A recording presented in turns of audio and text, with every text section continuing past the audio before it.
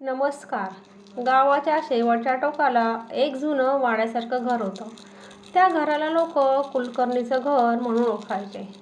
मोठं लाकडी दार, जाड भिंती, आत अंगण. पण त्या घराचं सगळ्यात मोठं रहस्य होतं मागच्या बाजूला असलेला एक कायम बंद दरवाजा. कोणीही तो दरवाजा उघडताना कधी पाहिलं नव्हतं. त्या घरात राहत होता अनिकेत. शहरात मोठी नोकरी करणारा, शिक्षित, व्यवस्थित, पण मनाने थोडा कठोर झालेला. त्याची आई सुमित्रा साधी, शांत, देवभक्त स्त्री. पती गेल्यावर तिने मुलाला वाढवलं, शिकवलं, उभं केलं, स्वतःचं आयुष्य मागे टाकून मुलाचं भविष्य घडवलं. काळ बदलला. अनिकेत शहरात गेला. तिथे त्याला सगळं मिळालं, पैसा, प्रतिष्ठा, मित्रमंडळी. पण आई मात्र गावात एकटीच राहिली. आई तुला शहरात घेऊन जातो, तो म्हणायचा. पण सुमित्रा हसायची, मला माझं घर सोडवत नाही रे. आणि तुझ्या बाबांची आठवण इथेच आहे. वर्ष गेली. अनिकेतचं लग्न झालं. बायकोला गाव आवडत नसे. हळूहळू अनिकेतचे फोन कमी झाले. भेटी तर अजूनच कमी. गावात मात्र एक चर्चा कायम होती, त्या बंद दरवाजाबद्दल. लोक म्हणायचे तिथे काहीतरी आहे. कोणी म्हणायचं सुमित्राबाई काहीतरी लपवतात. कोणी म्हणायचं त्या खोलीत कोणीच जात नाही. सुमित्रा मात्र रोज सकाळी त्या दरवाजाजवळ दिवा लावायची, हात जोडून काहीतरी पुटपुटायची आणि पुन्हा दार घट्ट बंद करायची. एक दिवस अचानक बातमी आली, सुमित्रा गंभीर आहे. अनिकेत गावात आला. कित्येक महिन्यांनी घरात पाऊल टाकताच त्याला विचित्र शांतता जाणवली. आई खूपच अशक्त झाली होती.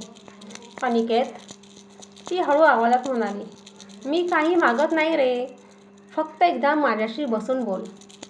तो गोंधळला. त्याला ऑफिसची घाई, कॉल्स, जबाबदाऱ्या. पण आईचा हात हातात घेताच त्याच्या मनात काहीतरी हललं. त्या रात्री सुमित्राने त्याला एक चावी दिली, मागचा दरवाजा.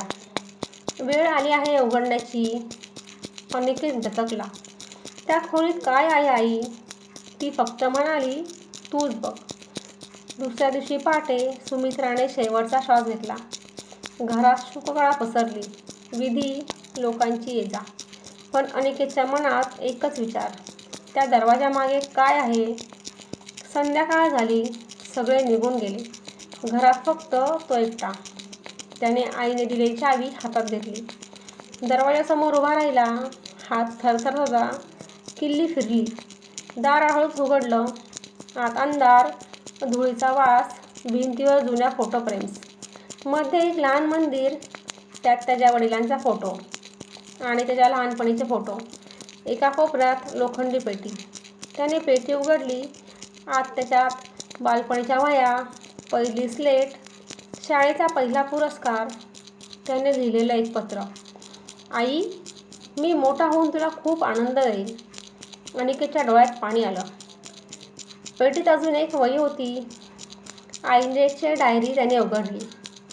पहिल्या पानावर लिहिलं होतं, आज अनिकेत शहरात गेला. देवाला एकच प्रार्थना, त्याचं आयुष्य सुखाचं असू दे. माझी आठवण आली नाही तरी चालेल, पण त्याला कधी दुःख येऊ नये. पानापानावर त्याच्याबद्दलच होतं. आज त्याचा फोन आला नाही. कदाचित कामात असेल. आज त्याचा वाढदिवस.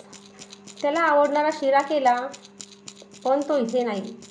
देवा, त्याचं घर सुखाचं ठेव. अनिकेत कोसळला.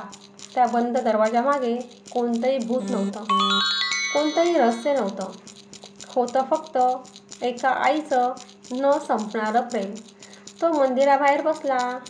आयुष्यात पहिल्यांदा त्याने मनापासून देवाला हाक मारली, देवा, मी इतका दूर कसा गेलो? त्याला अचानक आईचे शब्द आठवले, मी काही मागत नाही रे. त्या क्षणी त्याला समजलं, आई कधीच विसरत नाही. विसरणारे आपण असतो. दुसऱ्या दिवशी गावात एक बदल दिसला. अनिकेतने शहरातली नोकरी सोडली नाही, पण एक निर्णय घेतला. आईचे घराचे मंदिर कायम उघडं ठेवायचं. दरवाजा पुन्हा कधीच बंद करायचा नाही. त्याने त्या खोलीचं रूपांतर केलं. गावातील मुलांसाठी वाचनालय. भिंतीवर त्याच्या आईचा फोटो. खाली लिहिलं, आईचं प्रेम बंद दरवाजाच्या आड ठेवू नका. गावातील लोकांना आता त्या घराची भीती वाटेना. तिथे प्रकाश होता, ज्ञान होतं आणि आईच्या आशीर्वादाची शांत शक्ती होती. अनिकेत रोज सकाळी त्या मंदिरात दिवा लावू लागला.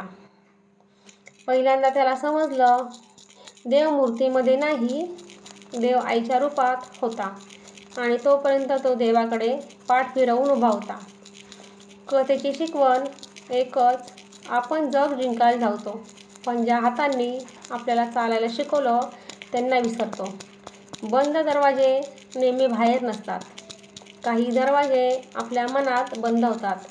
वेळेवर उघडलं तर आयुष्य बदलतं, उशीर झाला तर पश्चाताप उरतो. जर ही कथा तुमच्या मनाला स्पर्श करून गेली असेल तर कृपया व्हिडिओला लाईक करा, तुमच्या मित्रमैत्रिणींना शेअर करा आणि अशाच हृदयाला भिडणाऱ्या कथा ऐकण्यासाठी आपल्या स्वाती मोठी स्टोरी चॅनलला नक्की सबस्क्राईब करायला विसरू नका. तुमचा एक सबस्क्राईब आम्हाला पुढे चालत राहण्याची प्रेरणा देतो. नमस्कार.